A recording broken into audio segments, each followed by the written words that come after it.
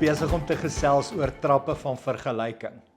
Ons praat oor hierdie slegte gewoonte wat ons het om onsself te wil vergelyk met die mense rondom ons. Nou jy kan nie vrede en vergenoegdheid beleef solank soos wat jy jouself met ander vergelyk nie.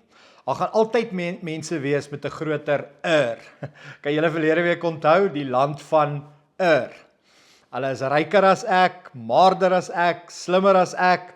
Daar gaan altyd iemand beter as ek wees. 'n Beter pa, beter man, pastoor, beter golfspeler. Nou vandag se vraag, wat is my verwysingsraamwerk om te bepaal of ek okay is? Ons almal kyk na iemand of iets. Dit is in ons om geliefd te voel, om aanvaar te word.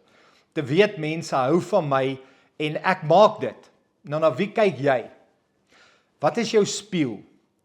Vir jou is dit dalk net een persoon.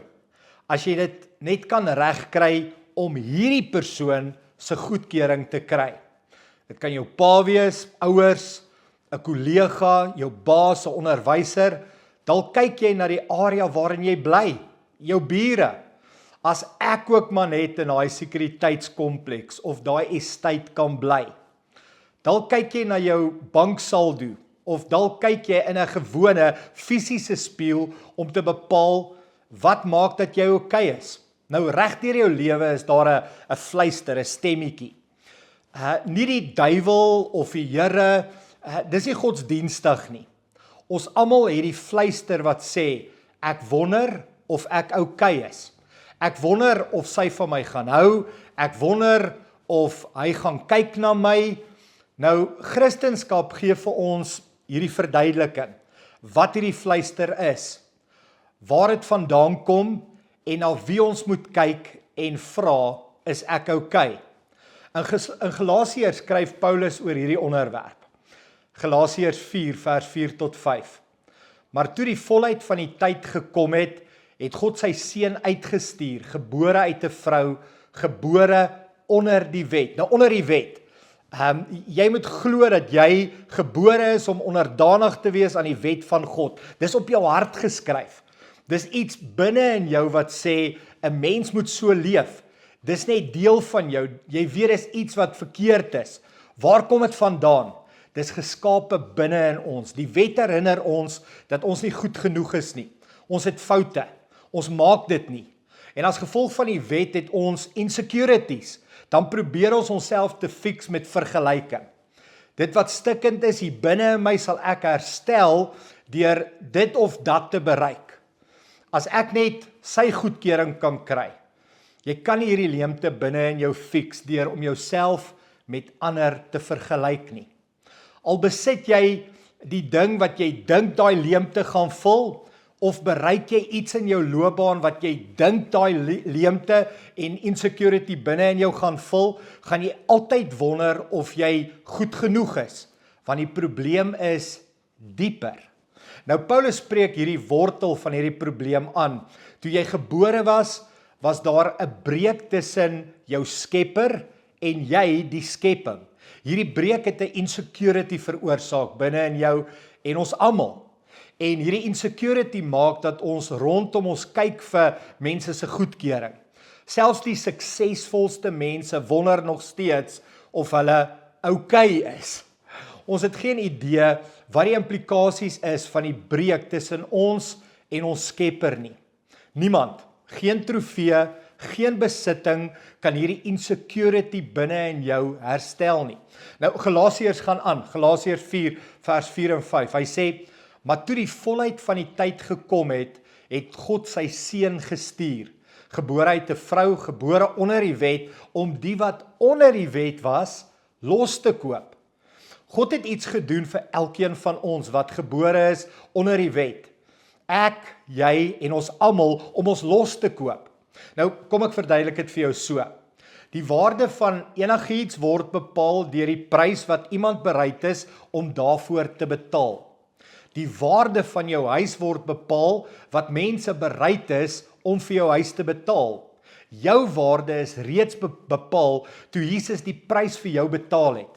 Jou waarde is nie meer in jou foute, in jou verlede, of selfs in jou prestasies, in jou toekoms nie. Jou waarde is in die oë van die hemelse Vader. Jesus het die prys betaal vir jou. Dit wat stikkend was, het hy kom herstel. Dit wat waardeloos is, het hy 'n prys voor betaal. En dan gaan hy nog verder, sodat ons die aanneming tot kinders van God kan ontvang. Dit is wat Galasiërs 4 sê. Paulus gebruik hierdie woord aanneming. Nou, dis glad nie die aanneming soos ek en jy dit verstaan nie. Hierdie woord aanneming het vir die volwasse in Galasiërs heeltemal sin gemaak. Die Griekse woord vir hierdie volwassenes, jy's tussen 20 en 40 jaar oud en jy word aangeneem om hulle nalatenskap oor te neem. Nou wat beteken dit? Paulus sê, God wat jou ken as 'n volwassene met jou foute en jou gebreke, God wat jou verlede ken, het sy seun gestuur sodat jy aangeneem kan word in sy familie en sy kind kan word.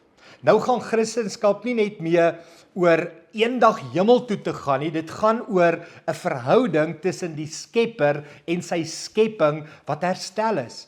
Dit wat gebreek is nou herstel. Daai insecurity in Christus is herstel. En nou sê hy, en omdat julle kinders is, het God die Gees van sy seun in julle harte uitgestuur en hy roep Abba Vader. Weereens in Galasiërs 4. Jesus het ook hierdie Arameese term gebruik toe hy in die tuin van Getsemane was. Kan julle onthou wat het hy gebid? Abba, Papa. Dit is so 'n emosionele en persoonlike term. Daar was nie 'n woord in Grieks wat van toepassing kom wees op dit wat Paulus hier wou beskryf nie. Grieks het net die woord Vader.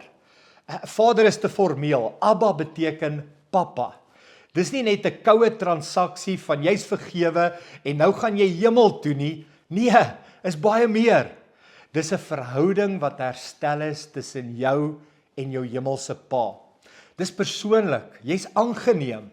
Wat dink jy kan gebeur as hierdie gedagte in jou kop, in jou hart kan insink?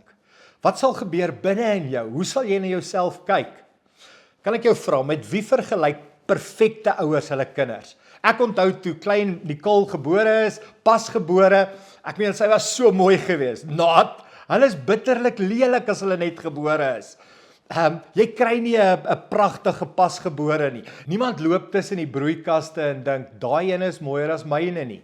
Ek wens my dogtertjie het meer soos Angelina Jolie gelyk nie. Ek is nie eers 'n perfekte ouer nie. Ek's maar gewoon en ek het my kind met niemand vergelyk nie. Met wie vergelyk jou hemelse Vader jou? Kan ek vir jou sê? Niemand nie. As Christendom net vir jou gaan om hemel toe te gaan en om 'n beter mens te wees, gaan niks binne in jou regtig verander nie. Maar wat as jy kan besef, God het sy seun gestuur om jou los te koop, terug te koop, om jou aan te neem en om 'n verhouding met jou te herstel, sodat jy hom kan ken as jou Papa. Jou hele uitkyk op die lewe gaan verander. Dit kan insink in jou hart. Wie se opinie oor jou is meer akkuraat? Joune of jou hemelse Papa se? As jy 'n dogter het wat haarself vergelyk met ander, wat sal jy vir haar sê? My skat, hou op om rondom jou te kyk om te sien of jy mooi is. Kyk deur my oë. Jy's beeldskoon. Jy's myne. As jy 'n seun het wat rondom hom kyk, as jy net jouself deur my oë kon sien. Nou wie kyk jy? Mense op die TV, Instagram, solank soos wat jy rondom jouself kyk om jouself met ander te vergelyk, sal jy nooit vrede en vreugde beleef nie. Wat as ons daagliks kan bid? Hemelse Vader, ek wil myself sien deur u oë en hoor hoe hy vir jou sê, jy's okay, want jy's myne. Ek gaan jou nie net so los nie, maar jy's okay, want jy's myne. Jy's my kind. Ek gaan jou help om te groei in die persoon wie ek jou gemaak het om te wees. Kyk na my vir goedkeuring. Jy's my kind en ek het 'n plan vir jou. In die oggend en in die aand, Here, ek is dalk nie so goed soos die of daai nie, maar ek is in die middel van u plan vir my lewe. Ek wil net u wil doen. En ek sal na u kyk vir goedkeuring. Ek gaan nie meer myself vergelyk met die rondom my nie. Ek behoort aan u. Na wie kyk jy om te besluit of jy okay is? Mag jy kyk na die een wat jou geskaap het, jou liefhet en jou losgekoop het. Nou ek hoop vandag se boodskap kon vir jou iets beteken en jou help om anders te kyk na jouself. As jy deel is van 'n klein groep, bly gerus ingeskakel vir 'n paar besprekingsvrae. Geniet dit saam.